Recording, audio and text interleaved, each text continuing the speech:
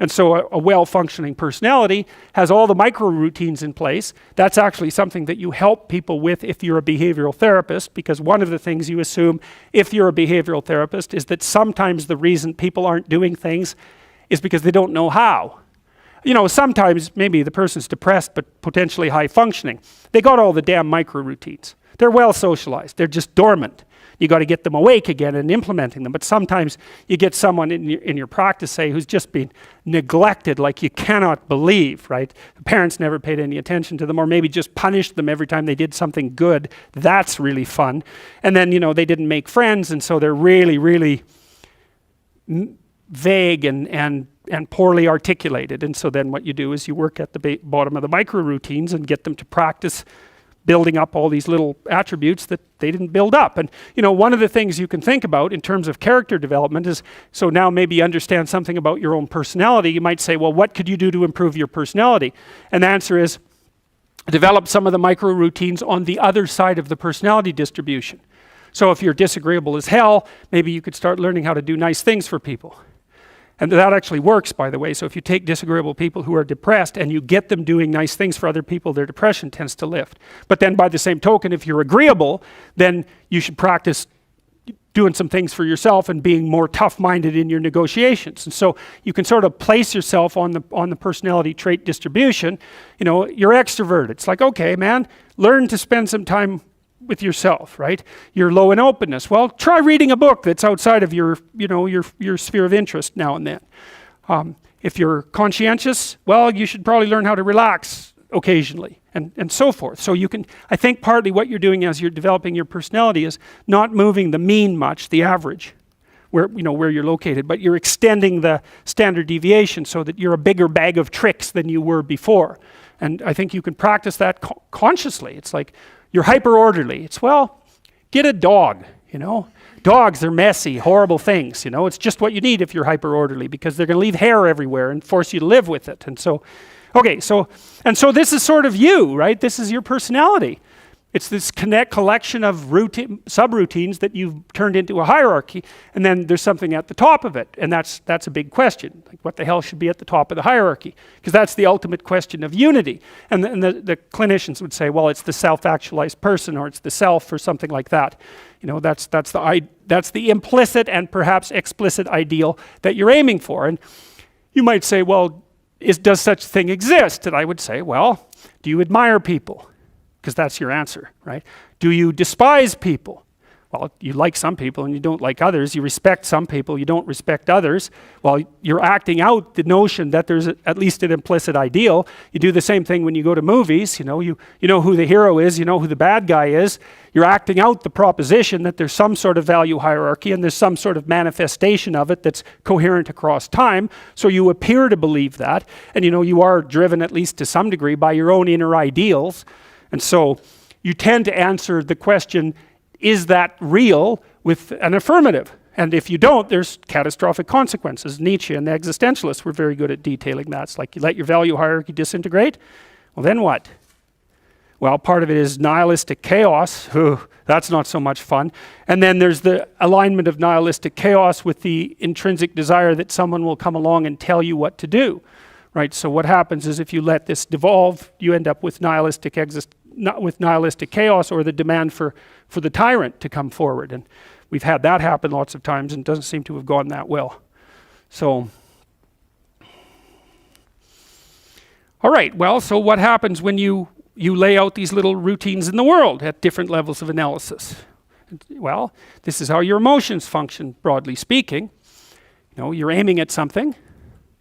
And this is an oversimplification, which is why I want to show you this, right? When I show you this, assume that it's made out of that, right? It's just a schematic oversimplification, because even if, let's say that I'm trying to do something as simple as walking towards the door, I mean, that the action of walking towards the door is predicated on the existence of all the subroutines that enable me to propel my body across time and space, and like that took a lot of internal organization to get that right.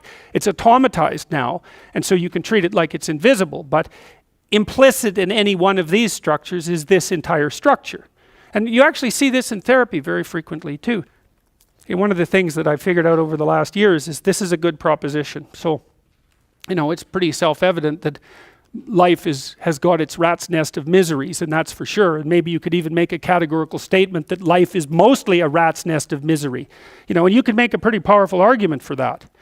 But then there's a counter question, which is, well, what if you tried not to make it any more miserable than it had to be, right?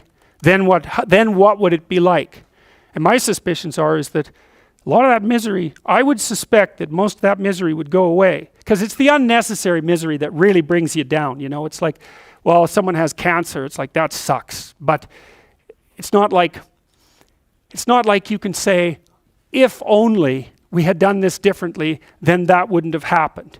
But when someone's out like torturing you in a malevolent way, or maybe you're doing the same, you can always ask yourself, well, is this really necessary? Is this just like a useless add-on to the miseries of life? That's what disheartens people.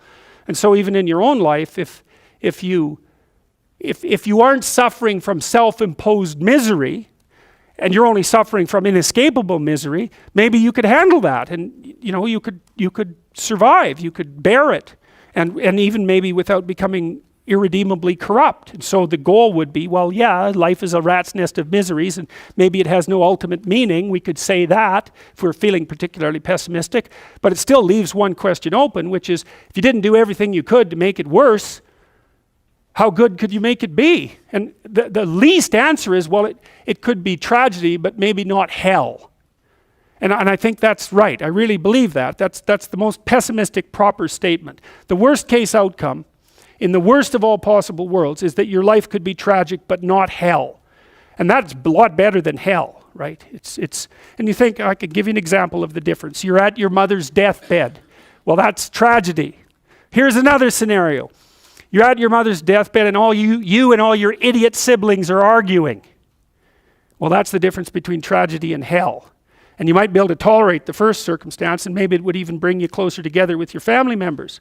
The second one, no one can bear that. You walk away from a situation like that, sick of yourself and sick of everything else too. And it's often the case that tragic circumstances bring out the dragons, because the stress is high, and all those things that people haven't dealt with, they don't have the energy to repress, and all the bitterness comes pouring forward.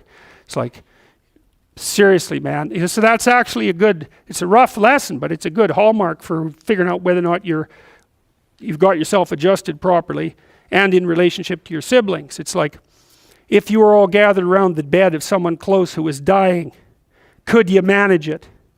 And if the answer is no, it's like, well, put your life together, because it's going to happen. And you should be the person who's there that can do it, and do it properly. And then maybe you'd find that it isn't the sort of thing that will undermine your faith in life itself. And I've seen both of those situations, ugly situations, murderously ugly situations. And then they're opposite, where people have had terrible things happen to them as a family, and they pull together and they rebuild their damn ship and they sail away. And so that seems to me to be a lot better. That makes you Noah when the flood comes, right? Well, okay, so the same thing, the question emerges. Well, who are you? Well, you could say, you're this plan. That's how people usually identify. Maybe they have no plan at all, and they're just in chaos, right? That's like being in the belly of the beast. They're nihilistic in chaos. They have no plan. They're just chaos itself, and that's a very dreadful situation for people to be in. Or maybe they conjure together a plan. That's their identity. It's kind of fragile, and they're holding on to that with everything they've got. It's their little stick of wood that they're floating in the ocean, clinging to. And so they're identifying really hard with that plan. That's what happens when you're an ideologue, is that you're identifying really hard with that plan. The problem is, if something comes up to confront it, well, how do you act? Well, you can't let go of the plan, because you drown. Then you cling to it rigidly. Well, that's no good, because then you can't learn anything. And then if that's you're a totalitarian, you're not going to learn anything. You're going to end up in something that's close enough to hell so that you won't know the difference, and you might drag everyone along with you. And that's happened plenty of times, right? It's the whole story of the 20th century. It happened over and over and over. And it happens in people's states. It happens in their business organizations. It happens in their cities. It happens in their provinces. It happens in their states. And it happens in their psyches, all at the same time. You can't blame the manifestation of that sort of thing on any of those one levels. It happens when a society goes down that way, it goes down everywhere at the same time. It's not the totalitarians at the top and all the happy people striving to be free at the bottom. It's not that at all. It's totalitarianism at every single level of the hierarchy, including the psychological.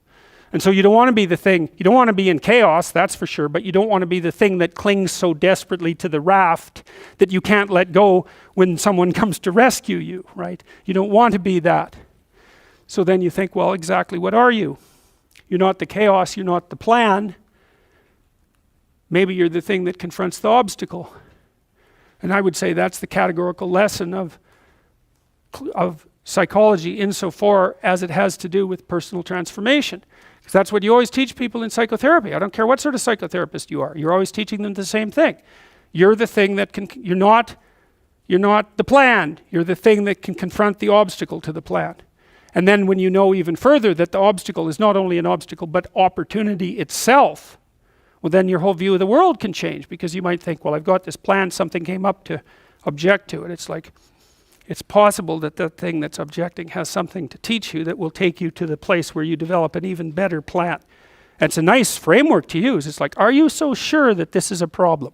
Is that the only way that you can look at it? Or is it an opportunity? I mean, I'm not trying to be, naively optimistic. There are some things that's pretty hard to extract gold from some dragons, and maybe the death of a family member is a good example of that. But even in a situation like that, I can tell you that it's an opportunity for maturation, that's for sure. And the thing is, you might say, well, it's pretty miserable to be digging for gold when someone's falling into the grave. Well, if they really love you, first of all, that's what they'll want you to do. And second, you're going to make their death a lot more palatable experience for them if you're someone who can be in the room and be helpful instead of be, quivering in the corner and feeling that the entire world is collapsing in on you. I mean, that's another. You want to be the useful person at the funeral. How's that for a goal? That's a good goal, man. You know that you've got yourself together in a situation like that because you're going to be at them. And maybe you want to be the person on whose shoulder people cry. That'd be a good goal. And it's kind of, I don't like being naively optimistic. So when I tell you to get your life together, I'm not going to say roses and sunshine. It's like, that's pablum for fools. But it really is something to be the reliable person at a funeral.